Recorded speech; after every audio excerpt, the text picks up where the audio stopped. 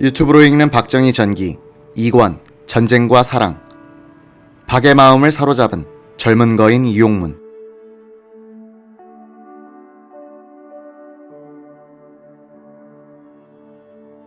육본 정보국 전투정복과 남한반장이던 한무협 중위는 자신의 결혼식에서 주례를 서줬던 박정희를 무척 따랐다.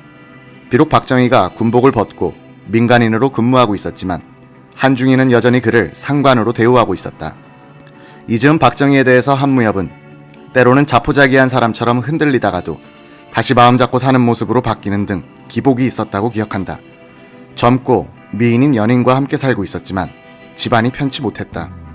한때는 빨갱이였고 결혼하여 딸까지 두고 있으며 파면되어 장래가 어두운 박정희에 대해서 동거녀 이연라는 절망하기 시작했다. 그녀의 생전 증언. 우리 사이에 아이가 있었다고 하는데 아이를 낳을 새가 어디 있었어요. 살기는 햇수로 3년이지만 같이 산 것은 8개월 정도밖에 되지 않았어요. 가출을 수도 없이 했으니까요. 아이가 있었다면 붙잡혀 못 나왔을걸. 그 사람이 얼마나 독한 사람인데 나를 놔줘요. 미스터 박은 방에 누워 책으로 얼굴을 덮고 연설을 하곤 했습니다. 독일의 히틀러가 독재자이긴 하지만 영웅이라고 하더군요. 나긴 난 사람이라고. 미스터 박 그 사람은 국방장관 자격은 있다고 생각했어요. 그는 요만큼을 가도 나를 데리고 가려고 해요. 화장실에 오래 있어도 들여다봐요. 내가 달아날까봐. 미스터 박은 땅을 치고 울기도 많이 했습니다. 날 놔달라고 자꾸 그러니까 울더군요. 그런데 그 모습을 보고도 나는 아무렇지도 않았습니다. 괘씸하고 그 얼굴이 가면같이 느껴지고요. 여자가 있다는 것도 몰랐는데 아이까지 내 앞으로 입적하겠다니 천길만길 뛰겠더라고요. 지금 생각하면 내가 그분의 마음을 너무 아프게 해드린 것 같습니다. 연분이 아니었죠. 미스터 박이 대통령이 되었을 때도 아무렇지도 않았으니까요. 박정희는 큰딸 제옥을 데리고 가출한 뒤 소식이 없는 본처 김호남과 정식으로 이혼해 호적을 정리하려고 속을 태웠다. 박정희는 고향에서 제법 사업에 성공해 큰 기와집을 사서 살고 있던 조카 박재석을 불러올렸다. 박정희는 조카를 중국집에 데리고 가더니 울먹이면서 하소연을 했다.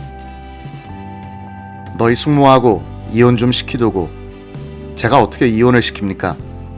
내가 지금 새로 장가를 가야겠는데 이혼이 안 되니 좀 도와다오. 박재석은 고향으로 내려와서 김호남을 찾아가 사정했으나 펄쩍 뛰는 것이었다. 박정희의 울적한 마음을 달래주는 것은 술이었다. 박정희는 많지 않은 월급에 비해서 술을 과하게 마시는 편이었다. 월급이 나오자마자 운전사를 시켜 봉투째 단골 술집 여주인한테 갖다 주기도 했다. 백선엽 정보국장은 이런 박정희를 도와주려고 배급품인 시레이션과 담배를 모아서 건네주기도 했다. 팔아서 쓰란 뜻이었다. 한무협 중위는 어느 날 종로의 단골집에서 술을 마신 뒤 먼저 집으로 돌아왔다.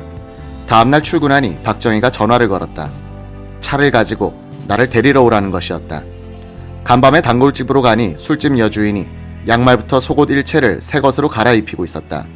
박정희는 천진난만한 어린아이처럼 앉아서 옷을 하나씩 받아 입는 것이었다. 한중희는 오늘도 부부싸움이 벌어지겠구나 생각했다. 이 무렵의 박정희에 대한 기억들은 거의가 술과 연결돼 있다. 그는 불운의 계절을 술로 달래고 있었다. 박정희는 정보국 5과장 차오성 소령과 자주 어울렸다. 박정희는 빼갈, 막걸리, 소주 등 닥치는 대로 마셨다.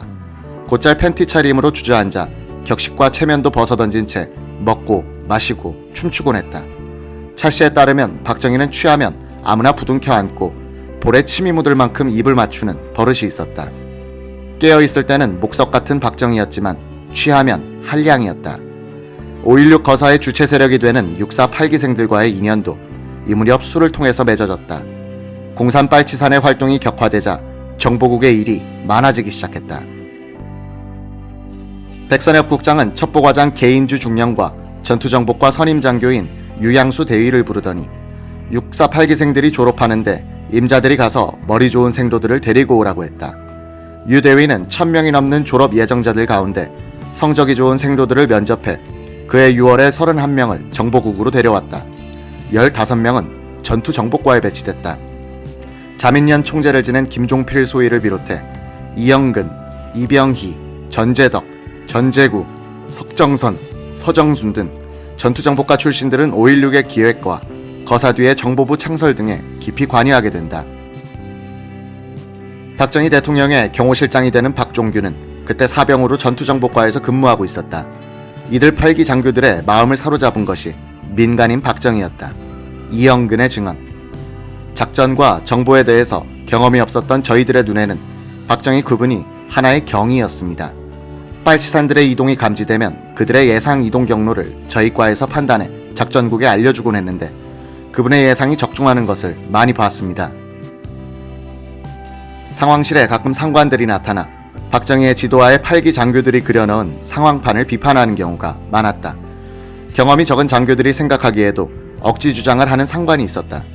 그런 사람들이 상황판을 지우고 자기 생각대로 그려놓고 나가버리면 그때까지 듣고만 있던 박정희는 자식 알지도 못하면서 라고 한마디를 한 다음 마른 걸레로 다시 상황판을 지우고 본래대로 그려놓는 것이었다. 며칠 지나고 보면 본래의 판단이 맞아떨어진 것으로 밝혀져 박정희에 대한 존경심은 배가 되더란 것이다. 박정희는 8기생들을 무교동의 은월정이란 술집으로 자주 데려가곤 했다. 이영근은 먼저 퇴근해 막걸리에 얼음을 넣어 차게 해놓는 임무를 도맡았다. 우리들에게 그분은 형님 같기도 하고 아버지 같은 느낌도 들었어요. 업무에 대해서는 엄격한 분이 술자리에서는 상하 관계를 의식하지 않도록 소탈하게 우리를 대해주었습니다.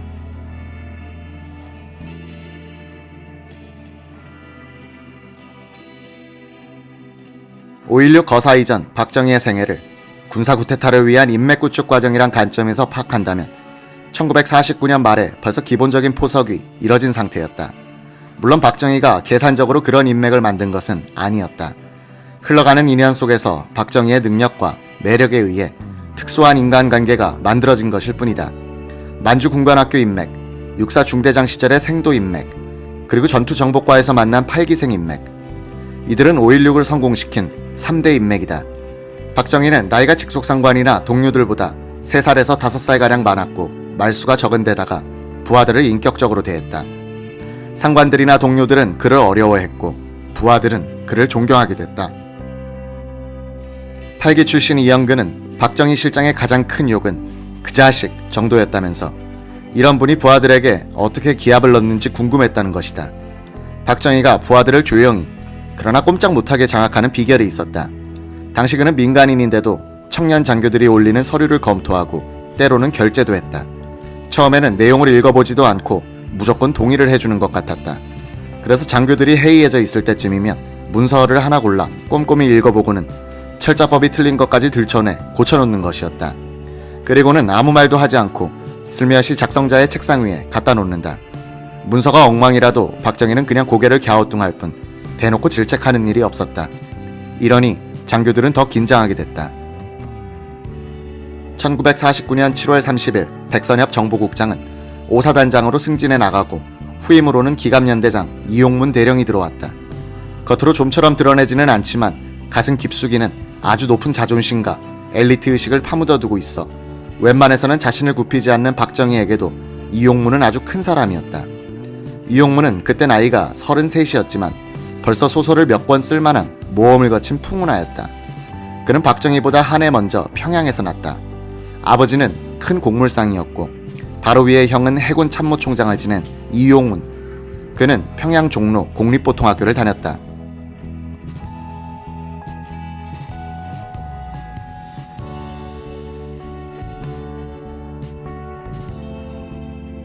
동급생 가운데는 6.25 남침 때의 육군 참모총장 최병덕과 화가 이중섭이 있었다.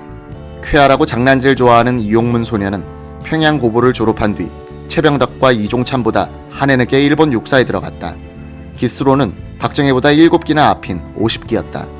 이용문은 육사를 졸업하자 기병 장교가 되어 도쿄에 주둔하고 있던 근위 부대인 제1기병연대에 배속됐다.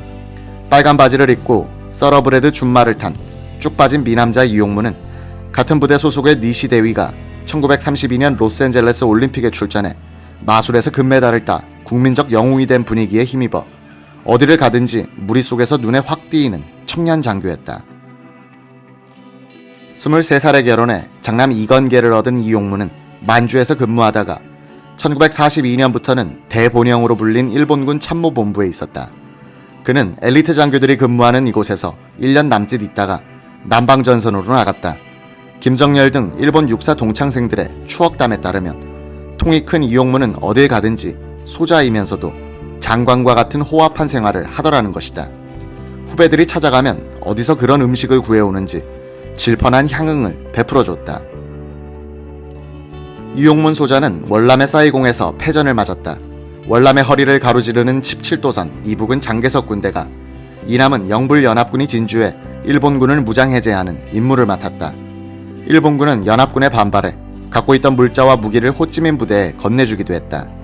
프랑스가 다시 월남을 지배하려는데 대한 반감을 공유하고 있던 일본군과 호찌민 부대는 심정적인 동지였다.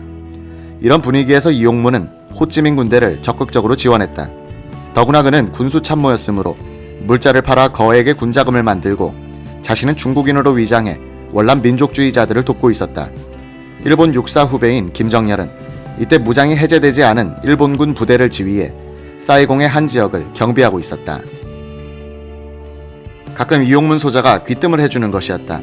오늘 오후 3시쯤 XX에서 폭탄이 터질 테니 알아서 해. 그러면 영락없이 그 지점에서 폭탄 테러가 일어나는 것이었다.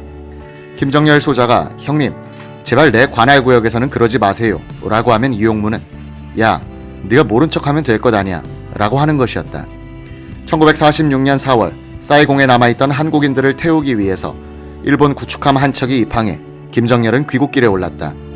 이용문에게 같이 귀국하자고 했더니 그는 너털 웃음을 터뜨리면서 야 중국 대륙은 넓어 라고 했다. 이용문은 1947년 9월에 호련히 인천항을 통해서 귀국했다. 귀국할 때 마카오에서 화물선 한 척을 구해서 물건을 잔뜩 싣고 와 돈을 많이 벌었다. 그는 무역업을 하려고 했는데 창군에 참여한 선후배들이 강권해 정부 수립 후인 1948년 11월에 국군에 들어왔다. 육사 구기 특기생으로 들어와 바로 소령으로 인간했다가 한 달 뒤에는 중령으로 승진, 초대 기갑연대장이 되었던 것이다. 젊은 거인의 풍모를 가진 이용문 정보국장은 단박에 박정희의 마음을 사로잡았다. 형과 어머니를 잃고 동거녀 이연랑과는 갈등을 계속하고 있던 박정희는 천이 무봉한 호걸형 이용문에게 의탁하고 위안을 받으려는 마음이 생겼을 것이다. 두 사람의 성격은 대조적이었다. 외향적이고 호방한 이용문에 비해서 은인자중하며 치밀한 박정희는 상호보완적 성격으로 해서 더 잘 어울렸다. 두 사람은 대국을 보는 눈이 있었다. 일제 말기에 만주군과 일본군에 있었던 조선인 출신 장교들은 만주, 중국, 동남아시아, 필리핀, 남태평양을 넘나들면서 전쟁을 경험하는 과정에서 상당히 국제화된 안목을 갖게 됐다. 교과서적 지식을 가진 백명서생이 아니라 몸으로 떼어서 배운 국제 감각을 가진 장교들이 창군 과정에 참여했다는 점은 주의해 볼 만한 대목이다. 박정희와 이용문은 서로의 안목을 인정한 바탕에서 뜻을 같이 할 만한 사이가 된다. 이용문은 누군가가 박정희의 사상 문제를 새삼 거론하자 대수롭지 않다는 듯이 말했다. 아, 사나이 대장부가 한번 마음 고쳐먹었으면 그만이지 뭐. 이용문은 어려움에 빠진 사람을 도와주는 일을 자기 일처럼 하면서도 생색을 내거나 보답을 기대하지 않았다.